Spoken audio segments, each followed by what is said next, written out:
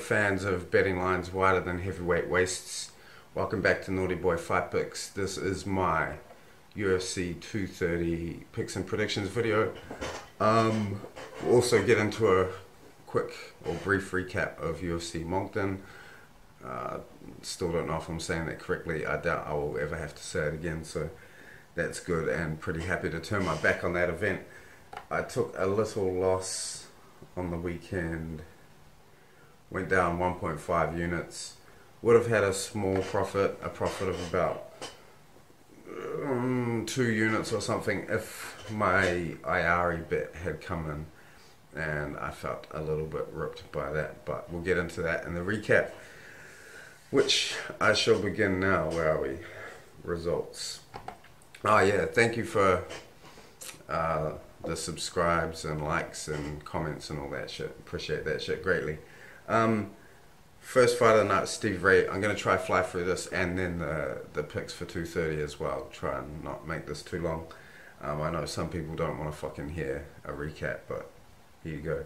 Stevie Ray defeats Jason Ayari via unanimous decision. Fucking someone gave that 30-27 to Stevie Ray. Not super one-sided, but I thought Ayari pretty clearly won. The strike stats were real similar, with Ayari landing a lot more head strikes, Stevie Ray landing some leg kicks. But I mean, what was it? Effective striking and grappling? Was it damage first, then striking, then grappling? And I thought Stevie Ray's shots didn't bother Ayari whatsoever, whereas he appeared to be landing with more power, giving Stevie Ray more trouble. So I thought he landed the more significant strikes, did more damage, and then he definitely had the octagon control. So pretty surprised by that decision. It's teetering on the edge of one of those ones where you say it could have gone either way, but I feel like it was Ayari had done enough to get the win, so I was pretty disappointed there. Never mind. Arjun Bulla defeats Marcelo Gome. Unanimous decision. Pretty uninspiring stuff there from either guy. So yeah, if we're hoping for some heavyweight prospects, maybe neither of them are the one. I think people had high hopes for Bulla, but yeah, that wasn't a great performance, but he got the win. Don Madge, highlight of the night, taking out T. Edwards with a head kick, and he just styled on Edwards the whole fight. Came out and just gave him trouble from the beginning, and really fucking, yeah, Edwards, I think, learned a hard lesson in that fight. Next fight up, Talita Bernardo defeating Sarah Moras, unanimous decision. Pretty uninteresting shit there.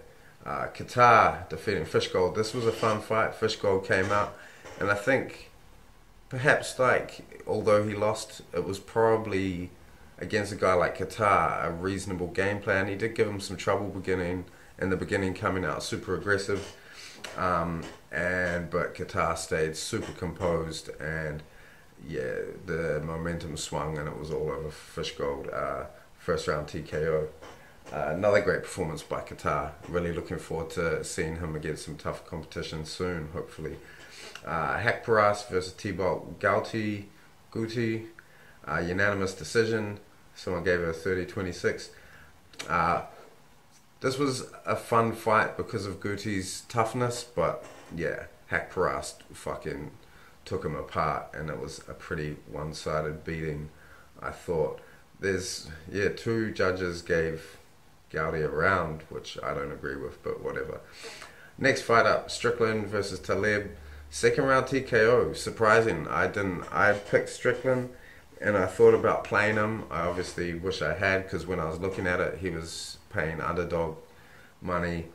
But yeah, real good performance by him here, and yeah, no mean feat, knocking out Taleb. So that looks good for him. Perhaps there's some development happening. He's sitting down on those punches, because I guess a big criticism for him is that he doesn't do that. So good performance by Strickland. Main card, Court McGee defeating Garcia.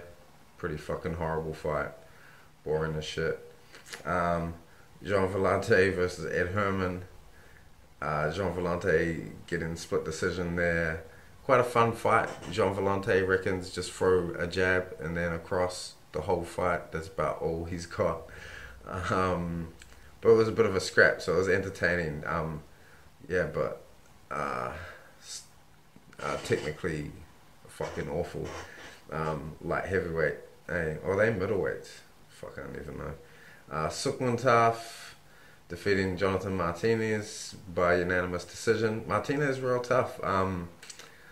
And Sukmuntaf, the criticism of his fight IQ continues, justifiably so, because he kept hurting Martinez, particularly in one instance was in the first round, and then he fucking clinched up with him and didn't look to separate. Crazy shit. Sukmuntaf's real talented, man. His striking's great, but fuck, he does some dumb shit in there. So yeah, next up, Serkinov defeating Cummins via submission in the first round. Good performance by Serkinov. He looked good. Yeah, that was about that. Michael Johnson defeating Artem Lobov via unanimous decision. Two judges gave Lobov a round in this fight. That's fucking bizarre. The commentators for 15 minutes, fucking Hardy and Gooden, and Jimmy Smith just wanking on about Lobov while he was getting fucking picked apart, like, just with ease by Johnson. I mean, I expected him to get a bit more of a hiding than this, but this was a fucking one-sided fight. Lobov did nothing, and they talked about him the entire 15 minutes. It was so fucking annoying. Yeah, those guys need to be reprimanded. That was terrible. But yeah, not much more to say about that. That was what you expected, right? And then in the main event, Anthony Smith defeating Volkan Ozdemir via submission in the third round. Another pretty fucking horrible fight. I was expecting to be a bit more exchanging and some kind of wild exchanges and dudes getting dropped, and I thought it could be exciting in that fashion, but it wasn't to be. I think the fight kind of had that tension, like it felt like something could happen at any moment. But yeah, it just got pretty fucking boring. And Anthony Smith has earned himself a fucking hiding from John Jones, perhaps, which is going to be awful, man. Like, there's such a clear distinction between Cormier, Jones, and maybe Gus, and then the rest of the division. Fucking the guys coming up to contend are nowhere near on that level, and Anthony Smith is going to get the brakes beat off him if he does indeed get the fight against Jones. Would Jones even want that fight? It doesn't do jack for him. He would style on Smith so bad. So that's a recap. Pretty shitty event. I think there was only like 5 finishes, heaps of decisions. That was drawn out, and after a 3-week wait, yeah, that was that. Fucking boring event. Lost a unit and a half, and yeah, a couple of flashes of exciting stuff, but anyhow, that brings us to 2:30, which I'm feeling a little trepidatious about this event also. I mean, most of the fights on the card look like foregone conclusions. There's some fighters I'm excited to see, but yeah, I don't know. I've got one dog that I'm picking to win, and I think the rest are going to go the way the odds would suggest they are. But with that, let's get into 2:30 picks and predictions. Where are we at? Okay, so first fight of the night is, what's his name? Marcos Rogerio de Lima versus Adam Vizorek. Not sure if I'm saying that correctly. He is the most Polish looking Polak in the world.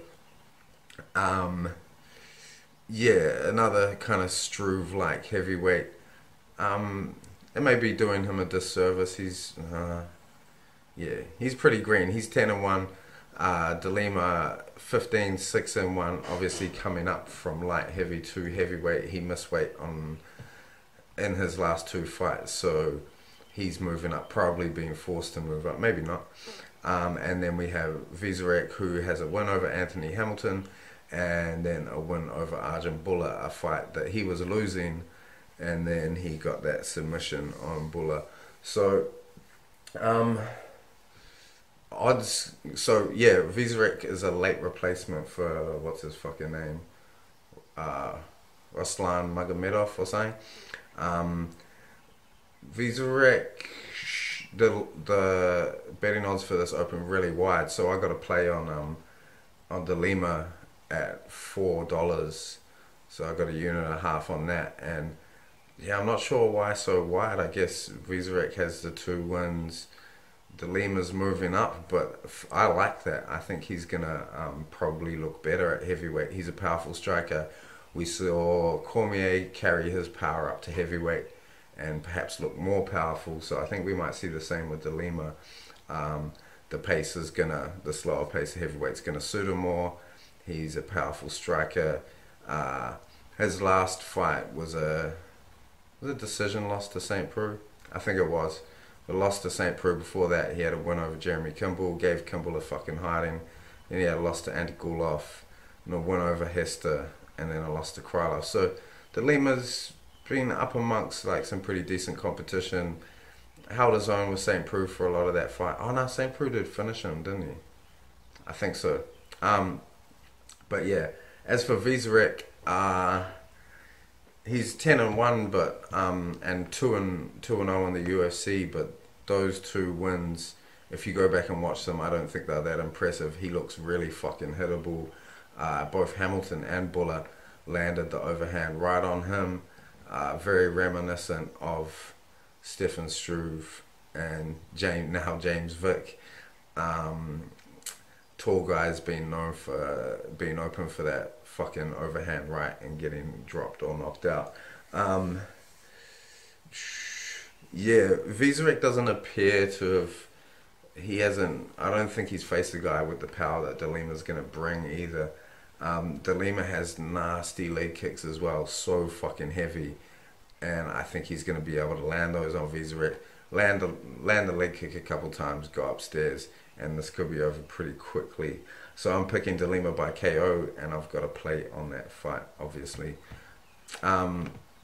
Next fight of the night, we have Montel Jackson versus Brian Boom Kelleher. Montel Jackson, young, inexperienced guy, 6-1. I believe he's off the Contender Series, and then we have Brian Kelleher, 19-9. Jackson looks really good on the feet. He lost his first fight to Ricky Simon due to Simon's pressure and takedowns, like really relentless takedown game. That real rinse and repeat style, and just he kept going for it. To me, that seems like a blueprint that Kelleher could perhaps follow. But yeah, and given Jackson's inexperience, you know, he may be able to implement that game plan and be successful for it. But I am fancying Jackson in this fight. He just has that loss. I think he's going to come back better in his second UFC fight. Kelleher coming off the loss to John Lineker.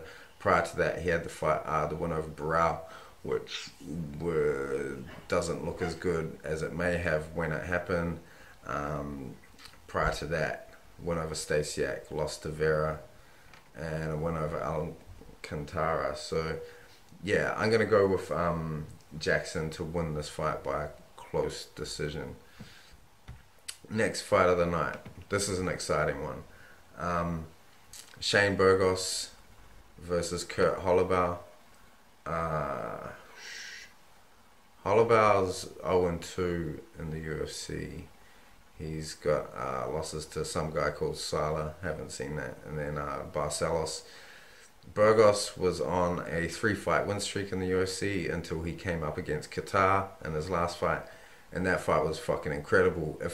Even if you're not researching for this event, I would just recommend watching that fight for fun, because it's fucking great. Yeah, Holloway looks really big for a 45er. Mostly looks to use his boxing, and he's got really nice hands. I imagine this is going to be a really fun stand-up war.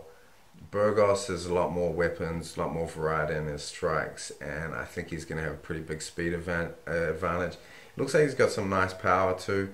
Um, Definitely hurt Qatar with some shots. Qatar just very composed once again and technical, and he ended up prevailing in that fight. And that was Burgos's first career loss, right? Yeah, he's 10-1. Um, yeah, I think I'm gonna say Burgos wins a decision here, maybe a KO. But yeah, I think Burgos is gonna be the faster, better striker, and but that should be a fun fight. Really excited for that one. Next up, we have Matt Frivola, the Steamroller, versus Groovy Lando Venata.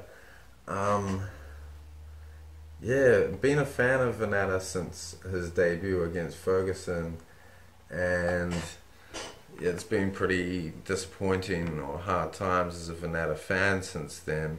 Um, his next fight, he had the the win over McDessie. Then he had a loss to Tamor, then a draw with Green, then a loss to Close. So, fuck, he's on a real skid now. Matt Frivola in his UFC debut had a loss to Reyes. Um, where are we? The fuck? Uh, yeah, Frivola looks really unrefined. He has no fucking striking defense. He just marches forward and throws bombs. Lando should be able to use his movement and counter. He's really sharp. Like, he can land shots and he lands them from funny angles too, which catches guys off guard. And he should be able to land a lot of kicks on this guy. Yeah, I think whilst Venata's had a hard time, this is an opportunity for him to take a step down in competition. And I think he's going to be all over Frivola. So I'm picking Lando by KO there. Probably, perhaps an early KO. We've seen he's got some power. So, and I think Frivola's just way too hittable. So, Lando Venata, KO. Next fight of the night. Where are we? Lyman Good versus Ben Saunders. I think, yeah, Ben Saunders came in as a late replacement. Lyman Good's last fight was a loss to Zaleski Dos Santos.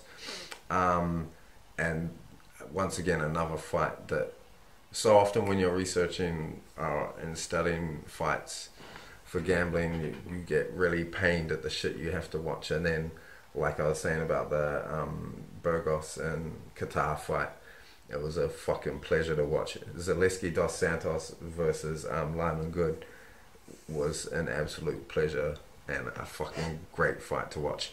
I think Lyman had been out for a couple of years. I'm unsure of the reason, but before that he had a win over, what's his name, Paul Craig. Ben Saunders, people should be familiar with him. He had that win over Allenberger, then the loss to Moraes recently. Prior to that, loss over Jobin and Sabota, and before that he had a win over Court McGee. Yeah, Ben Saunders looking pretty old and frail these days. He's 22-10, and Lyman Good 19-4. Lyman Good's getting along, but yeah, not as old and shot worn as Sanders, that's for sure. Good is really durable. He can take a shot. He ate some big shots from Zaleski and just stayed in there tough as fuck. And I think real interesting in that fight too, like at the end of the second round in his corner, I think, what does he say? He says something like, his corner asked him like, what's wrong? And he's like, I think he said, I don't want to get knocked out. And his corner's like, so you see he's having this internal battle. It's real interesting. Don't usually get this privy to this sort of stuff from the fighters. And his corner, they're just like, well, fuck it, get knocked out then, pretty much. They tell him to just go out and lay it on the line. And I remember thinking as I was watching, I was like, oh fuck, he's gonna come out and like, he ain't gonna take the instruction of the corner, but he came out and just went straight back to war and there was like not a point in that fight where he didn't bring it straight back to Zaleski, and it was a close fight too. Um, I if someone had scored that for Good, I would have been mad at that. That's how close it was. Such a great fight.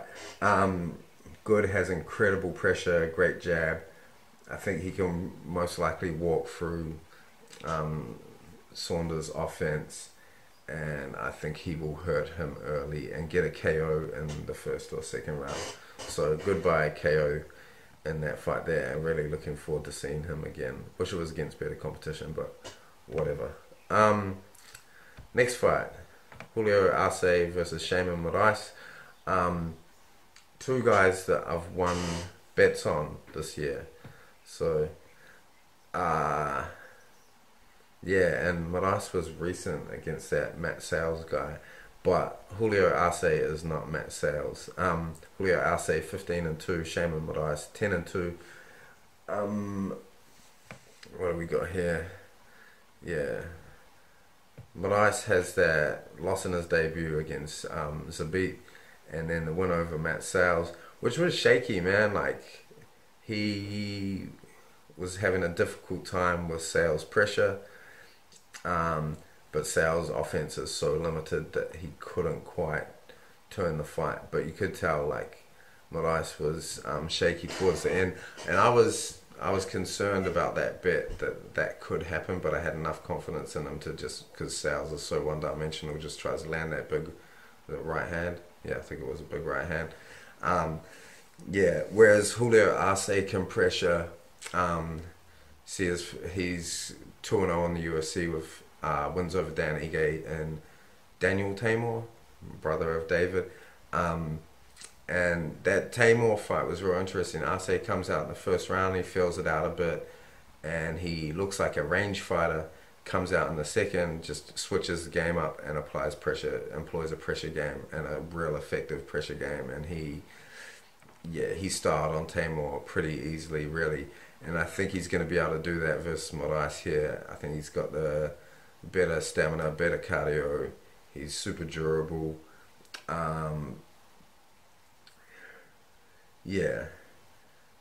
Yeah, just once he gets comfortable, he starts applying that pressure, and fuck, it'll be over for Moraes, I think. He steps into range with heavy shots. He's got good angles, good head movement, exits the pocket well, exits on angles. Yeah, I'm expecting this to maybe get to the second, third round, and just the tide to turn massively. Wouldn't be surprised if Arce gets a finish here, but I'm going to pick Julio Arce by decision in that fight. Next fight up, Sijara Eubanks versus Roxanne Modafferi. Obviously, Eubanks was supposed to be... Is this the next fight? Hold on, sorry. I've got conflicting information here. Yeah, so Eubanks was supposed to be in the... oh yeah, it is the next fight. Eubanks was supposed to be in the main event at one point, which is insane. She's 4-2. Roxanne Modafferi 22-15. Fucking hell. Yeah, this could be horrible.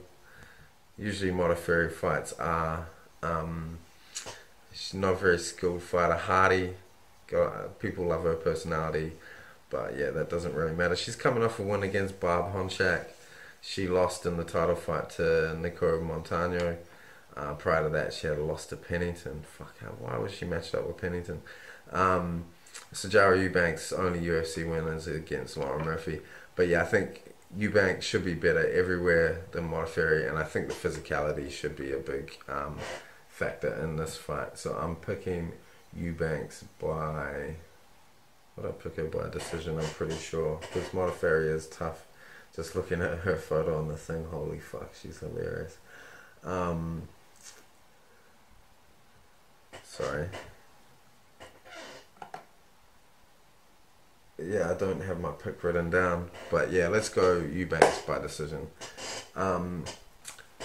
Next fight of the evening is Jason Knight versus Jordan Rinaldi.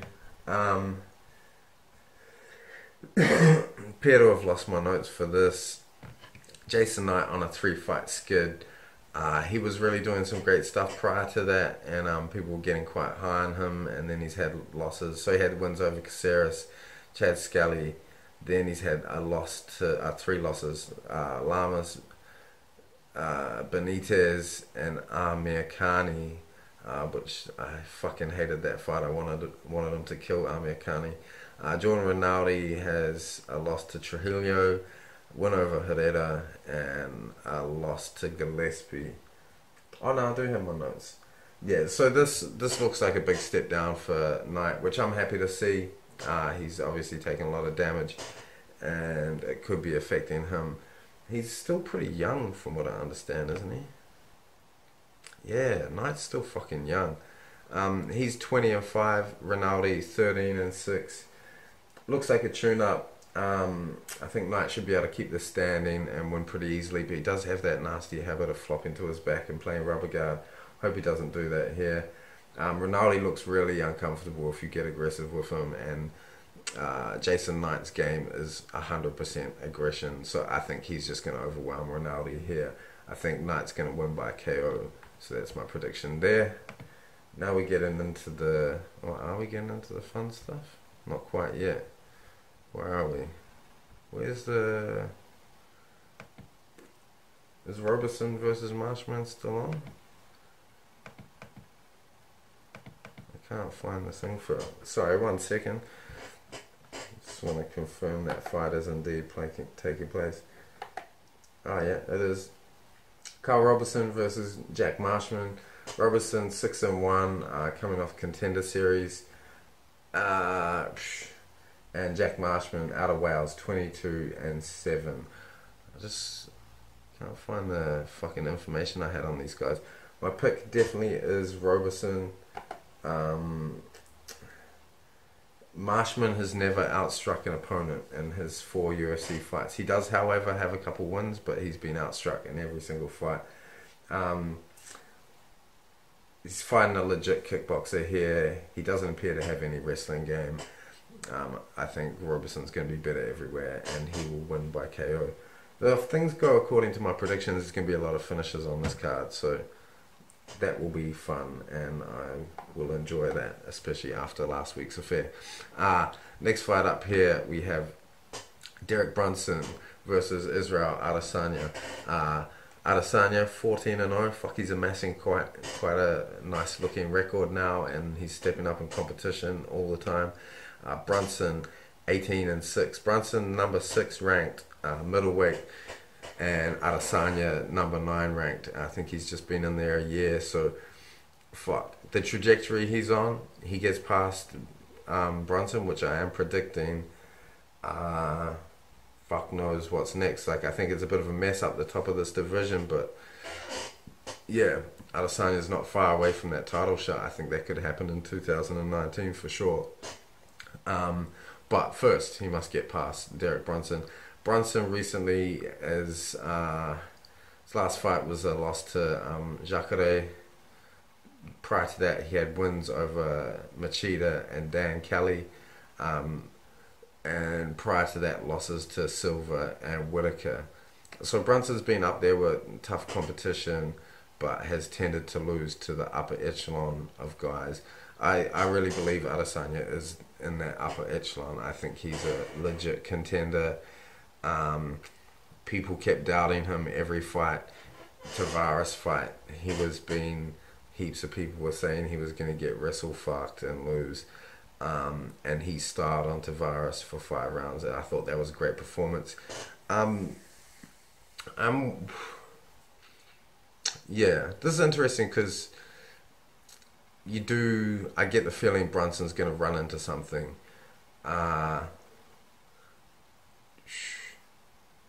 Yeah, so far Adesanya's only had the finish in his debut against Wilkinson. Vittori and Tavares were both decision wins, but he can knock guys out. I'm just wondering when we're gonna start seeing that. I think this could be the fight where he scores a KO. So yeah, not too much analysis on this. Brunson is explosive, but he's lacking technically, and I just think Adesanya looks better each time out. I think he's on a trajectory. I think he's gonna probably breeze past Brunson. So I'm picking a second round KO because Adesanya likes to play with his food. I'm very excited about this fight, obviously. Next up we have, there's Marshman versus Robertson shit. Next up we have David Branch versus Jared Cannonier. We got really fucked over by Rockhold pulling out of this event. Now we got these mismatch fights for these other middleweight fights. I'm glad they kept Israel's fight the same, although it would have been nice to see him go up and fight Weidman. That was probably actually the fight to make. I guess they might have considered it a bit risky, but if Adesanya got over Weidman, then he would be the title contender, you'd have to imagine. David Branch, fuck, it feels like he just came into the UFC, but he's had 5 fights already. Is that right? Oh no, because some of these would be his old UFC fights. So he came in and was his first fight back in the UFC, the Rockhold one where he lost. But he was beating on Rockhold and had him in a lot of trouble until he got caught. And then his last fight was the early knockout against Thiago Santos. Prior to that in the UFC is wins over Jotko and Antonio. Jared Cannonier, 5 fights in the UFC, wins over Kudalaba and Rorick, losses to Teixeira, Blachowicz and Dominic Reyes. So yeah, Cannonier has beaten low level guys and then lost to Teixeira, the veteran, Blachowicz and Dominic Reyes, who looks like a legit contender now. So Cannonier doesn't look terrible, but I think Branch is like, if he's not in that core of upper echelon middleweight fighters, then I think he's just below it, and I think he's going to be too experienced, too good in all departments. And we're picking here. I think he might sub Cannonier. I wouldn't be surprised to see him favour the ground game. Cannonier looks like he's got some power on the feet. So, Cannonier's been a light heavy, so he must be coming down. Interesting. But yeah, still favour Branch. I'm going to say submission probably in the 2nd or 3rd. We shall see. But yeah, picking Branch there. Next fight up, we get Weidman versus Jacare for the co-main event now with Rocco pulling out. And we had Chris Weidman, former champ, 14-3 versus Jacare Souza, 25-6. Jacare, it's interesting that this fight has never been made before, and it's a shame it didn't happen like 3 or 4 years ago, and this would have been quite an exciting fight. Now, not so much. Jacare, you got to imagine, isn't going to be around too much longer. He's getting pretty old, and Weidman, injury woes and whatnot. He was on that three fight losing skid to Rocco Romero and Masasi, and then he recently got the win over Gaston. So Weidman's still got something, and I think I'm going to favour him over Jacare. I was going to favour David Branch over Jacare. I was going to bet him. He was at dog odds, so I was bummed when that fight was pulled. But yeah, I'm going to go Weidman here. I can't pick a method. Probably decision. I think he can keep it standing. He may want to keep this fight standing and try and outbox Jacare. Jacare's got some shit on the feet though. He's got those kicks, so could get interesting. But Chris Weidman by decision. Next fight, Daniel Cormier versus Derek Lewis. Derek Lewis getting a title shot because his balls were hot. Yeah, Daniel Cormier 21-1. An asterisk next to that one, depending on who you ask, or some people may say it should be 21-2 versus Derek Lewis 21-5. Man, when you watch Derek Lewis fight, you think he's way shitter than like what his record would imply, because fuck, that's a good heavyweight record. And then you look at his last 5 fights: win over Travis Brown, lost to Mark Hunt, saw that live. win over Tybura, win over Ngannou, and then win over Volkov. Cormier, obviously, his last fight, triumphantly fucking winning the bout of Stipe Miocic, who's still whinging about it, but he got starched in the first round, and that's why he's not getting a rematch. It's DC time for DC to make some money. But yeah, not much needs to be said about this fight. Derek Lewis actually has higher striking accuracy than Cormier. He just throws half as much. You got to imagine Cormier is going to play this pretty safe. He'll have a huge wrestling advantage. Be interesting to see if Lewis can do that thing where he just pops up off the ground when he decides it's time to not be on the ground anymore against a wrestler as good as Cormier.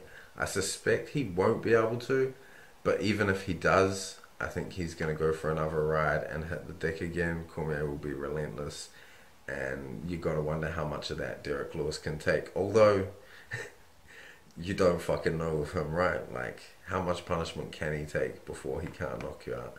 But yeah, I think Cormier is going to wrestle him here. Imagine if he came out. Well, he's going to come out boxing, but you know, imagine if he just like stood with Lewis and beat him up. But yeah, it's so hard to imagine Cormier losing this fight. Lewis got a big reach advantage. He's got that scary power and just that uncanny ability to stay dangerous for a fight, no matter how terrible he looks, no matter how much he balls up when he gets hit. He's a real anomaly, the Black Beast. But yeah, so Daniel Cormier, do you think we'll sub him? I can't see Lewis going 5 rounds, so I think it will be a finish. And yeah, will it be something weird? Will it be I'm gonna say a sub, but I wouldn't be surprised. It could, yeah, doctor's stoppage or some shit. We shall see. But yeah, obviously picking Daniel Cormier in that fight. Yeah, pretty easily. It'd be crazy if Lewis beat him. That would be the most nuts thing that's ever happened. So those are my picks. Yeah, I think all of those were favourites apart from De Lima over Vizarek, the first fight. So unlikely that I'll be making any straight plays. I think I'm going to try and stick this week with what I already have. So I'll run through those bets quickly. Some of them are parlayed on from last week. So I got the 1.5 units on De Lima to beat Vizarek. I got him at $4. Those odds are dropping. I'm toying with the idea of placing another unit or two on that fight. Fuck it, I may as well. Other parlays, one's carried over, so I got Justin Gaethje from way back, parlayed with Adesanya. Then the next one I've got Qatar parlayed with Cormier and Adesanya, 4 units on that. Then I got from last week Michael Johnson, Hakparast, parlayed with Burgos, Arce and Cormier, and I also 4 units on that. And then I got Lyman Good, Jason Knight and Carl Roberson, and I have 4 units on that. So I think I'm going to leave it at that. Might put another unit on Rogerio de Lima, because yeah, fuck, those odds are so crazy. It makes me wonder what I'm missing, but I'm pretty sure he's going to hurt Vizarek and probably finish him. Yeah, Vizarek just looks terrible on the feet, and he doesn't appear to have a great takedown game or anything, so we shall see. So that's all my picks. Do we have anything else to discuss? The following week we got, so next week after this event, it will be UFC Denver. I didn't do a separate recap, obviously, but for 2:30, I'm just kind of doing that now if there's enough shit I want to talk about in depth on. So until I start doing ones with my brother and my friend Dominic, like I mentioned in the other video, I'll just skip recaps and put them into the picks and predictions video. Sorry if you hate that, but that's what we're going to do from now. So thank you very much for tuning in. Good luck with your bets. Let's hope this event is fucking far better than the last one. Shot.